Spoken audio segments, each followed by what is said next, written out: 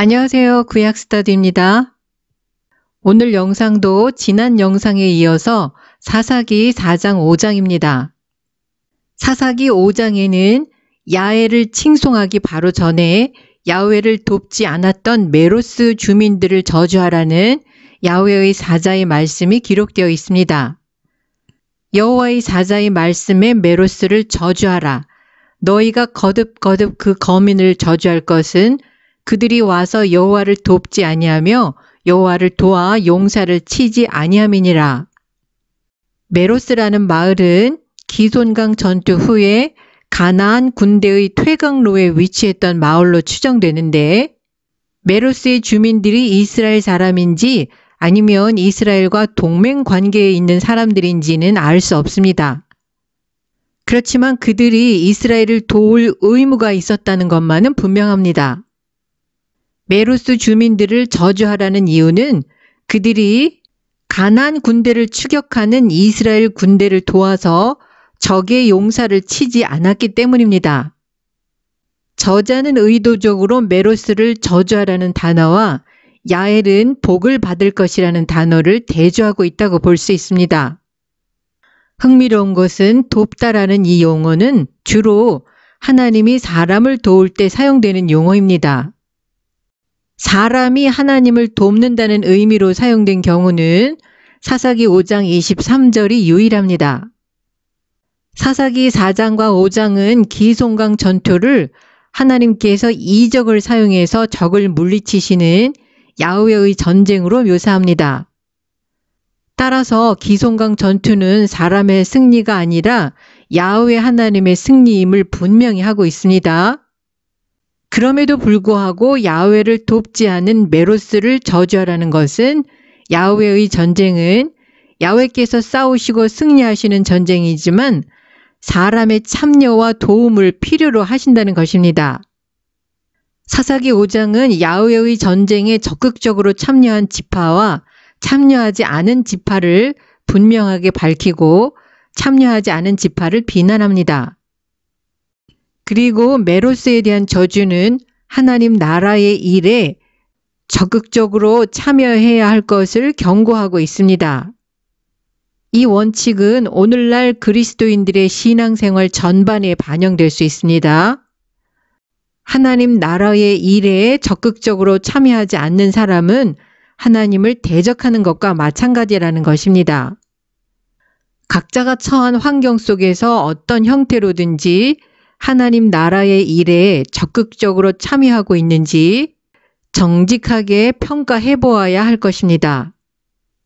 사사기 4장과 5장에 등장하는 3명의 여인이 가나안 왕 야빈의 군대 장관 시스라의 운명과 관련되어 있습니다.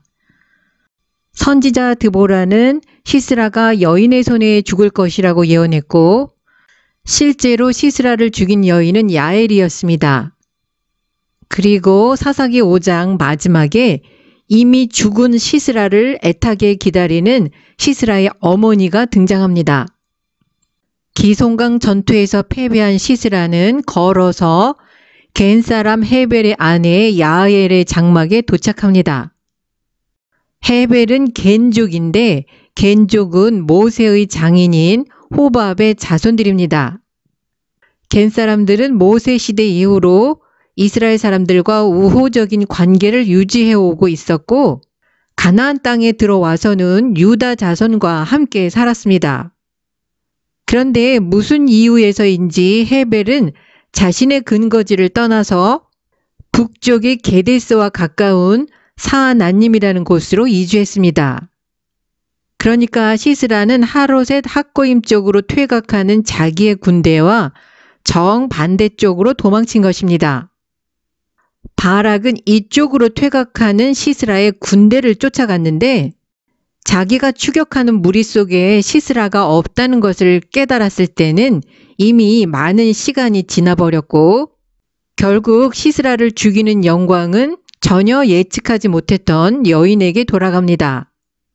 시스라가 헤벨의 아내 야엘의 장막으로 도망친 이유는 하솔 왕 야빈과 헤벨의 집안에 화평이 있었기 때문에 도움을 받을 수 있다고 생각했을 것입니다. 모세의 장인 호밥의 후손인 헤벨은 적어도 가나안 왕 야빈을 적으로 여기는 이스라엘 사람들과 뜻을 같이 하지 않았다는 것입니다. 이상한 것은 시스라가 도착한 곳이 헤벨의 장막이 아니고 헤벨의 아내 야엘의 장막이었다는 점입니다. 혼자 있는 여인의 장막에 남자가 들어가는 것은 적절하지 않은 일이었습니다. 헤벨이 부재 중이었거나 아니면 여인의 장막이라 수색하지 않을 것이라고 생각했을 수도 있습니다. 야엘은 자신의 장막에 도착한 시스라를 나가서 영접했습니다. 그리고 시스라를 장막 안으로 들어오라고 간곡히 초청하고 시스라가 들어오자 이불로 덮어줍니다. 시스라가 목이 마르다고 물을 청했는데 야엘은 우유를 줍니다. 물 대신 우유를 준 것은 정성스러운 대접이기도 하지만 수면 효과를 높이는 효과도 있습니다. 어쨌든 야엘은 시스라의 절박한 상황을 다 아는 사람처럼 그에게 필요한 것들을 주고 숨을 곳을 제공한 것처럼 보였습니다. 시스라는 야엘의 정성스러운 대접에 안심했는지 야엘에게 장막문에 서 있다가 만일 사람이 와서 장막 안에 남자가 있느냐 묻거든 없다고 하라고 부탁 아닌 명령조로 말합니다.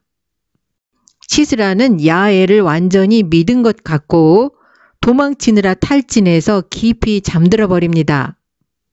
이때 야엘은 장막 말뚝을 취하고 다른 손에는 방망이를 들고 말뚝을 시스라의 관자놀이에 박았습니다. 그런데 얼마나 힘있게 박았는지 말뚝이 꿰뚫고 땅에 박히고 시스라는 죽었습니다. 야엘이 어떻게 용사인 시스라를 그렇게 효과적으로 죽일 수 있었을까요? 당시의 여성들이 자기의 장막을 세우고 철거했을 것입니다. 그래서 야엘은 장막의 말뚝을 정확하고 강력하게 박는 일에 능숙했을 것입니다. 언제부터 야엘이 시스라를 죽이려는 계획을 갖고 있었는지는 알 수 없습니다. 야엘은 이미 시스라 군대의 패배와 시스라의 도주 소식을 들었을 수도 있고 병거를 버리고 진흙탕을 걸어서 도망친 시스라의 행색을 보고 패배를 직감했을 수도 있습니다. 아니면 시스라가 누가 찾아와서 남자가 있냐고 묻거든 없다고 하라고 지시했을 때 확신했을 수도 있습니다. 바락은 뒤늦게 시스라를 추격해서 야엘의 장막에 도착합니다. 야엘은 시스라를 맞을 때처럼 똑같이 나가서 바락을 맞이하고 내가 찾는 사람을 내가 내게 보이리라고 들어오라고 초청합니다. 바락이 안에 들어가 보니 시스라는 이미 죽어 있었습니다. 시스라는 여인인 야엘에게 목숨을 빼앗겼고 바락은 군대 장관으로서 적장을 죽이는 명예를 빼앗겼습니다. 이렇게 해서 야훼께서 시스라를 여인의 손에 넘기실 것이라는 드보라의 예언이 성취되었습니다. 남편 헤벨은 가나안 왕 야빈과 동맹 관계를 맺었지만 야엘은 남편이 맺은 동맹 관계에 예속되지 않고 독자적으로 행동합니다.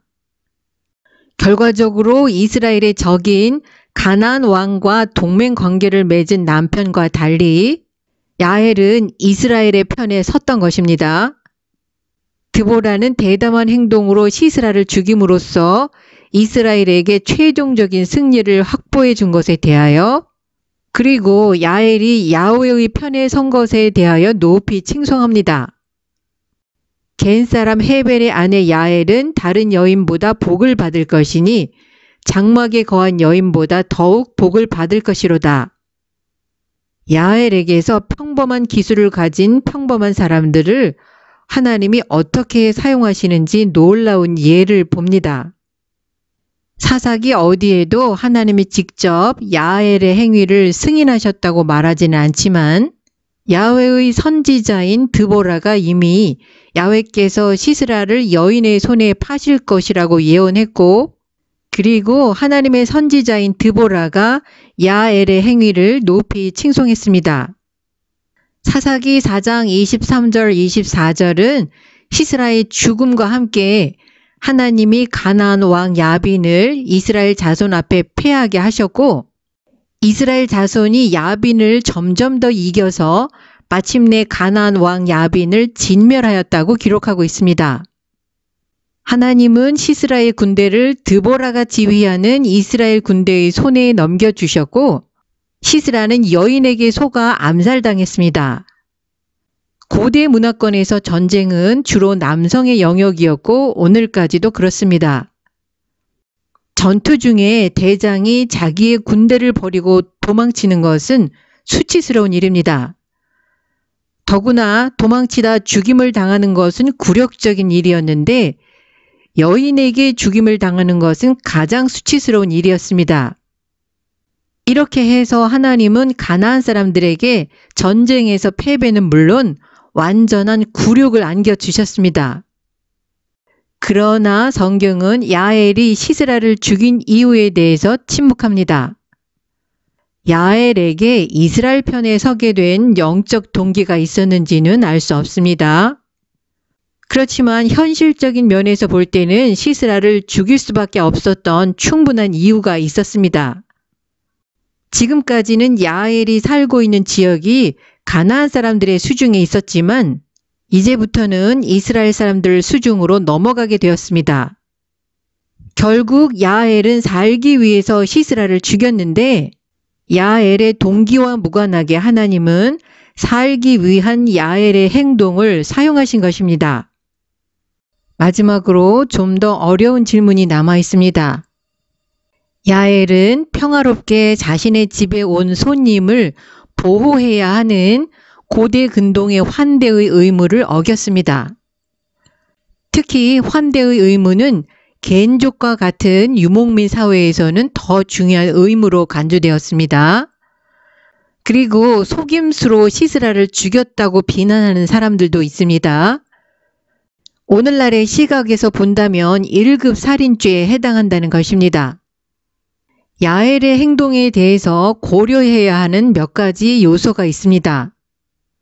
시스라의 군대가 패배하고 이스라엘 군대가 승리했는데 야엘이 도망치는 적장을 숨겨주고 도주를 도왔다면 바락이 찾아왔을 때 야엘과 그 가족은 이스라엘의 적이 되었을 것입니다. 반면에 야엘은 그 당시 남편 없이 혼자 있었던 것 같은데 무장한 용사인 시스라를 거부하고 다른 곳으로 가서 도피처를 찾으라고 말할 입장에 있지 않았습니다. 만일 그렇게 했다면 시스라는 자신의 행방이 이스라엘 군대에게 노출될까 봐 두려워서 야엘을 죽였을지도 모릅니다. 그리고 마지막으로 시스라는 하나님의 백성인 이스라엘을 학대한 가나안을 대표하는 인물이었습니다. 만일 시스라가 살아서 탈출했다면 나중에 이스라엘에 대한 가나안의 학대가 다시 시작될 수도 있었습니다. 그리고 야엘은 시스라가 탈출하도록 도와줌으로써 가나안이 이스라엘을 학대하고 더 많은 무고한 생명을 학살하는 죄에 야엘 자신이 연루되었을 것입니다. 어떤 사람은 야엘이 시스라를 죽인 방법이 너무 잔인하다고 비판합니다. 갑작스러운 상황에서 강력한 용사인 시스라를 상대로 여인이 할 수 있는 방법이 무엇이 있었을까 생각해 보면 될 것 같습니다. 어설프게 시도했다가는 오히려 야엘이 죽게 되었을 것입니다. 야엘은 자기가 익숙하게 다루는 도구를 사용해서 시스라가 무방비 상태로 자고 있을 때 죽일 수밖에 없었을 것입니다. 다른 선택의 여지가 있었을 것으로 보이지 않습니다. 동기가 어떻든 야엘은 이스라엘 민족을 가나안의 압제로부터 구출하는 데 중요한 역할을 하였습니다. 하나님은 야엘이 자신의 이익을 위해서 한 행위를 사용하신 것입니다. 그런데 적장인 시스라에게도 어머니는 있습니다. 시스라의 어머니 이야기는 다음 영상에서 다루고 오늘 영상은 여기서 마치겠습니다. 시청해 주셔서 감사합니다.